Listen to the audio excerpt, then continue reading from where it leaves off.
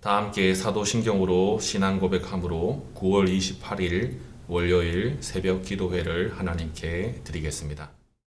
나는 전능하신 아버지 하나님, 천지의 창조주를 믿습니다. 나는 그의 유일하신 아들 우리 주 예수 그리스도를 믿습니다. 그는 성령으로 잉태되어 동정녀 마리아에게서 나시고 본디오 빌라도에게 고난을 받아 십자가에 못 박혀 죽으시고 장사된 지 사흘 만에 죽은 자 가운데서 다시 살아나셨으며 하늘에 오르시어 전능하신 아버지 하나님 우편에 앉아 계시다가 거기로부터 살아있는 자와 죽은 자를 심판하러 오십니다. 나는 성령을 믿으며 거룩한 공교회와 성도의 교제와 죄를 용서받는 것과 몸의 부활과 영생을 믿습니다. 아멘. 찬송가 384장으로 하나님을 찬양하겠습니다.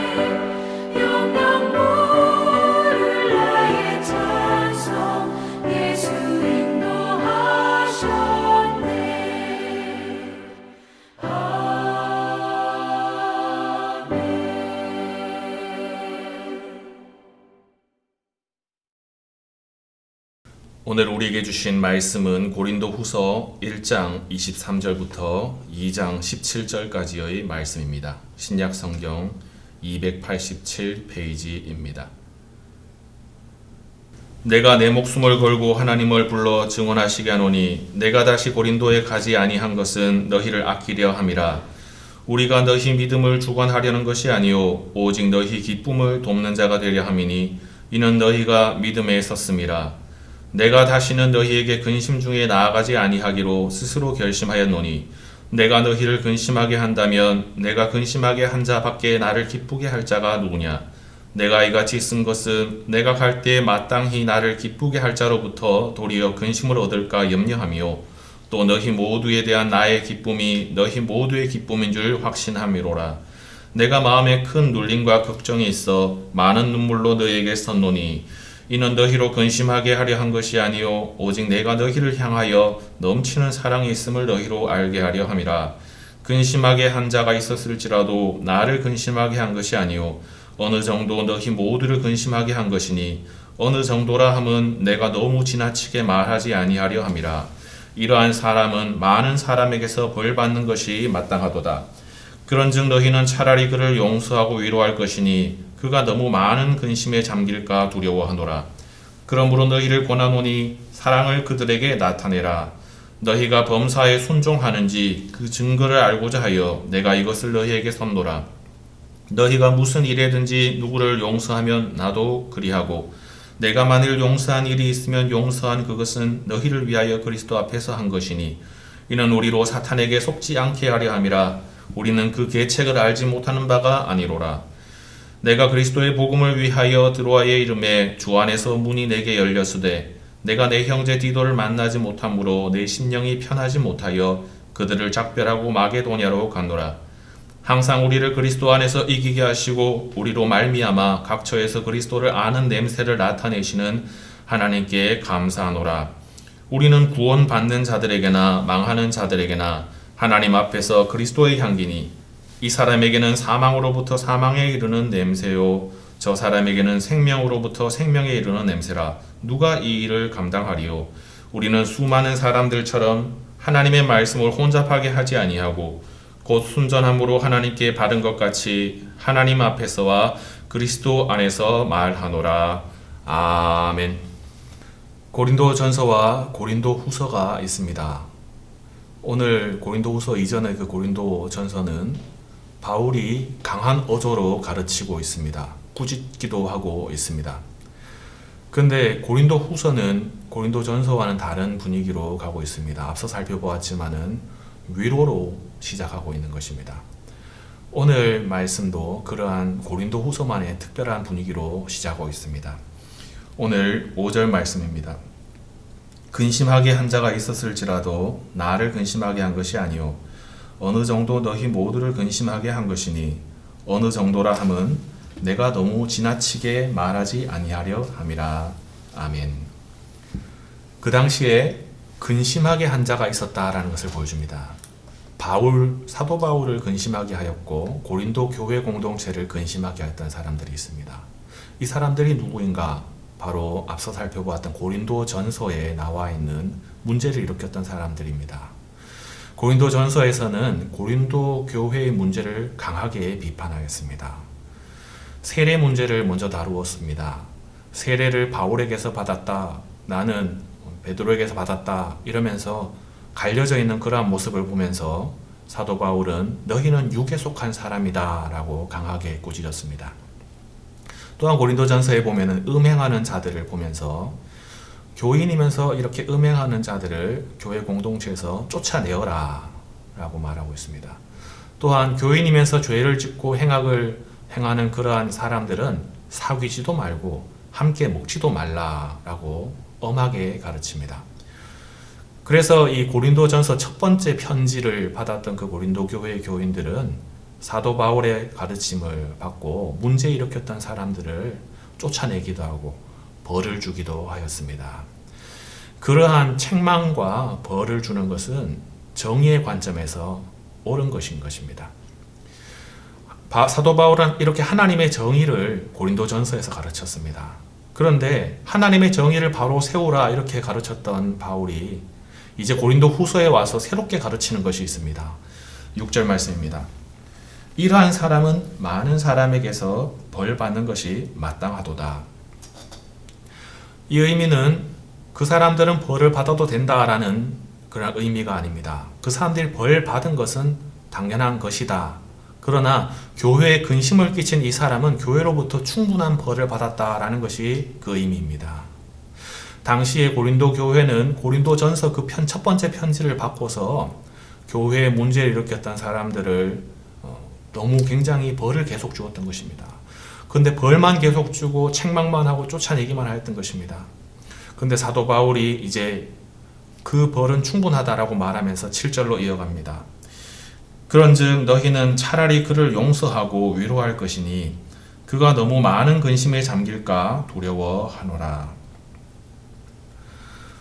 그런즉 너희는 차라리 그를 용서하고 위로하라. 이렇게 가르치고 있습니다. 벌은 이제 충분하다. 그런즉 너희는 차라리 그를 용서하라. 여기서 용서라는 단어는 헬라어로 카리사스타이라고 합니다. 카리스, 은혜에서 나온 말입니다. 다시 말하면 이 용서는 은혜로서의 용서를 의미하는 것입니다. 은혜가 어떠한 것입니까? 완전히 잊어버리는 것입니다. 과거의 일들을 완전히 잊어버리는 것입니다. 그리하여서 그런데 그 용서와 그 은혜가 어떠한 것인가? 8절에서 더욱더 큰 의미로 이야기하고 있습니다. 8절 말씀입니다. 그러므로 너희를 권하노니 사랑을 그들에게 나타내라. 용서, 은혜, 여기서 더 큰 개념을 이야기하고 있습니다. 사랑입니다. 사랑을 그들에게 나타내라. 용서하는 것은 사랑을 나타내는 것이다 라는 것입니다. 우리가 살면서 여러 가지 사람들을 만납니다. 여러 가지 문제가 일어납니다. 교회 공동체에서도 문제가 일어납니다. 보기 힘든 사람들이 있습니다. 함께 할 수 없는 사람들이 있습니다. 용서를 할 수는 있습니다. 그런데 용서는 해도 사랑을 하지 못하는 사람들이 많습니다. 용서는 사랑인 것입니다. 사랑이 무엇입니까? 함께 하는 것입니다. 함께 하고 그 이전의 일들을 잊어버리는 것입니다. 용서가 완전히 잊어버리고 사랑한다라는 의미에서 구약과 신약의 연결점을 볼 수 있습니다. 구약 성경에서는 십계명을 통하여 또한 율법을 통하여 이렇게 살아라, 이렇게 살면 죽을 것이다, 이렇게 살면 살 것이다, 이러한 율법에 강한 가르침을 주셨습니다. 그런데 신약에 가서는 이 율법만으로 사람이 온전하게 될 수 없음을 아시고 하나님께서 이 세상을 이처럼 사랑하사 독생자를 주셨습니다. 그리하여서 십자가 예수 그리스도의 은혜를 통하여서 모든 사람들이 값없이 구원을 받는 은혜를 받게 되었습니다. 바리새인들은 이를 보면서 율법이 깨어졌다라고 생각하였습니다. 구약 성경을 주셨고 구약의 그 많은 율법을 주셨는데 그 율법은 지키라고 준 것이지 그 율법을 지키지도 않았던 사람들을 보고 사랑을 베푼다, 구원을 받는다 라고 가르치는 것은 이 구약 성경의 율법 자체를 허물어 버리는 것이 아닌가. 율법이 깨어졌다. 그리하여서 예수 그리스도를 거부하였습니다. 바른 것에 대한 관심, 율법을 가르치는 그 열심, 옳은 것입니다. 그러나 하나님께서 예수 그리스도를 통하여서 사랑으로 율법을 온전하게 하시고 완전하게 하신 그 율법은 사랑이 있을 때 가능했던 것입니다. 다시 말하면 구약 성경에서 신약 성경으로 가는 역사는 정의의 역사에서 사랑의 역사로 넘어간 역사인 것입니다. 넘어가면서 생긴 변화가 있습니다. 하나님과 인간의 관계입니다. 구약에서는 하나님과 인간이 그냥 하나님과 그냥 인간, 피조물로서의 인간이었습니다. 그러나 신약에서는 넘어가면서 하나님과 인간이 아버지와 자녀의 관계가 되는 그러한 깊은 관계로 가는 것입니다. 그러한 모습이 신약 성경의 탕자를 받아주는 모습에서 나옵니다. 탕자가 아버지의 모든 재산을 탕진하고 그렇게 돌아왔습니다. 그 돌아온 탕자를 아버지는 얼싸안고 잔치를 벌여줍니다. 사랑이 없다면 그리스도의 교회가 아닌 것입니다. 교회는 세상과 달라야 하는 것입니다. 세상은 잘못된 사람을 배척하고 나와 다른 사람들을 멀리합니다. 성격 검사를 우리가 중요시하는 이유도 사람에게 상처받지 않기 위해서 성격 검사에 그렇게 생각을 많이 하는 것입니다. 그러나 우리 하나님을 믿는 우리 그리스도의 교회, 이 교회는 세상과 달라야 하는데 그 세상과 다른 것이 바로 용서가 가능해야 한다는 것입니다. 받아줌이 가능해야 한다는 것입니다. 다시 함께 할 수 있는 그 가능성이 언제나 충만하게 열려 있는 곳이 바로 이 교회여야 하는 것입니다. 이 교회가 그런 것이 없다면 세상의 여러 단체나 친목 모임이나 다를 것이 없다는 것입니다. 우리의 모습을 한번 돌아보십시다. 내가 생각하고 있는 교회 안에서 여러 가지 문제를 일으키는 사람, 나와 다른 사람, 저 사람은 저러면 안 되라는 생각을 얼마나 어떻게 가지고 있습니까? 우리의 마음속에 그 사람을 사랑하고 그 사람을 또한 다시 한번 받아줄 수 있는 여러 가지 마음, 그 넓은 마음을 가져야 하는 것입니다. 우리가 그 넓은 마음을 가지고 하나님의 사랑을 전하는 사람이 될 때에 이 교회 공동체는 세상의 친목 모임이 아니라 온전히 하나님의 은혜와 하나님의 신비가 충만한 하나님의 귀한 공동체가 되는 것입니다. 그런데 오늘 말씀에서는 우리가 용서를 해야 하는 더욱 근본적인 이유를 가르쳐주고 있습니다. 오늘 11절 말씀입니다. 이는 우리로 사탄에게 속지 않게 하려 함이라. 우리는 그 계책을 알지 못하는 바가 아니로라. 용서하는 근본적인 이유는 무엇인가? 사탄에게 속지 않게 하려 한다라는 것입니다. 사탄에게 속는다. 다시 말해서 내가 사랑하지 못하고 용서하지 못한다는 것은 내가 지금 사탄에게 속고 있다라는 것을 말하는 것입니다. 사탄에게 속으면 다시 말하면 사탄에게 져버린 사람이 된다라는 것입니다. 그래서 14절 말씀에 이렇게 되어 있습니다. 항상 우리를 그리스도 안에서 이기게 하시고 우리로 말미암아 각 처에서 그리스도를 아는 냄새를 나타내시는 하나님께 감사하노라. 항상 우리를 그리스도 안에서 이기게 하시고 이 말은 원어적으로 개선 행렬에 함께 한다라는 것입니다. 예수 그리스도께서 죽음의 권세를 이기고 그리고 이 세상에서 모든 어려움들을 이기고 행진하시는데 그 행진에 내가 참여하여서 승리의 개선 행진을 하는 그 모습을 보여주는 것입니다. 내가 사람을 용서하지 못하고 사람과 함께하지 못하고 사람을 받아주지 못하고 내 마음속에 어떤 사람에 대한 잘못됨, 그것은 잘못되었다, 그 사람은 함께할 수 없다라고 말할 때에 그 상태는 바로 내가 사탄에게 속은 것이 되는 것이고 사탄에게 이미 진 것이 된다라는 것입니다. 신앙 안에서 지금 우리 성도들 안에서 회복되지 못하는 관계는 없습니다. 그런 관계가 하나라도 있다면 그것은 내가 지금 마귀에게 속고 있는 것입니다. 이러한 용서가 지향하는 방향이 있습니다. 내가 용서하면 어떠한 일이 일어나는 것인가? 오늘 15절 말씀입니다. 우리는 구원받는 자들에게나 망하는 자들에게나 하나님 앞에서 그리스도의 향기니. 하나님 앞에서 그리스도의 향기니. 이 단어의 하나님 앞에서는 원어적으로 하나님께 바치는 그리스도의 향기를 의미합니다. 다시 말해서 이 그리스도의 향기, 나의 삶에서 나온 그리스도의 향기는 어떠한 향기인가? 이 본문 25절에서는 하나님께 드려지는, 하나님께 바쳐지는 그 그리스도의 향기, 내가 그리스도인으로 살기 때문입니다. 내가 예수 그리스도를 믿고 예수 그리스도처럼 산다. 이것이 바로 그리스도인입니다.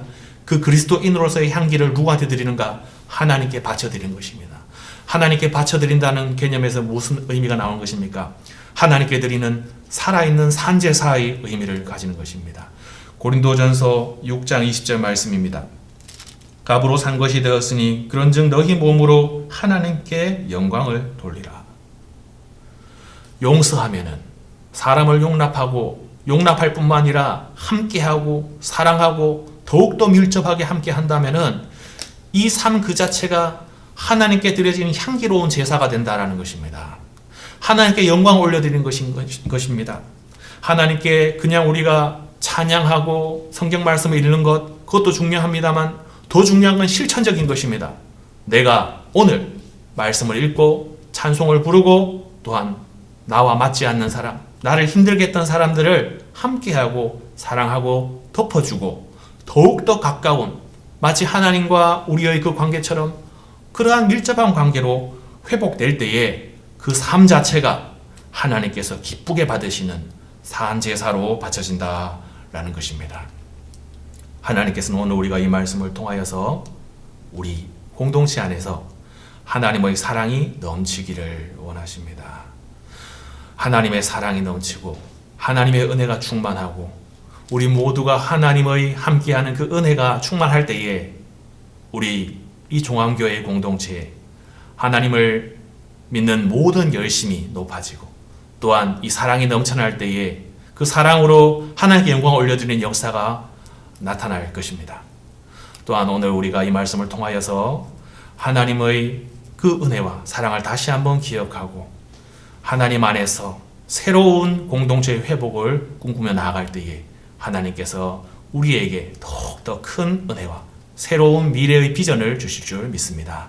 같이 기도하시겠습니다. 하나님 아버지, 무엇이 옳고 그른가 이것만으로 살지 않게 하시고 하나님 아버지, 예수 그리스도를 통하여서 세상을 이처럼 사랑하사 독생자를 주신 하나님의 사랑을 기억하며 하나님의 사랑을 실천하는 우리의 삶이 되게 하여 주시옵소서. 그리하여서 새로운 역사를 일으키고 율법을 완전하게 하며 또한 하나님께 영광을 올려드리는 귀한 역사가 있게 하여 주시옵소서. 나의 삶과 나의 신앙이 분리가 되지 않게 하시고 나의 신앙과 나의 삶이 하나가 되어서 하나님의 사랑을 받고 하나님의 은혜를 알고 또한 모든 사람을 사랑하며 모든 사람을 안고 함께 할 수 있는 귀한 역사가 있게 하여 주시옵소서.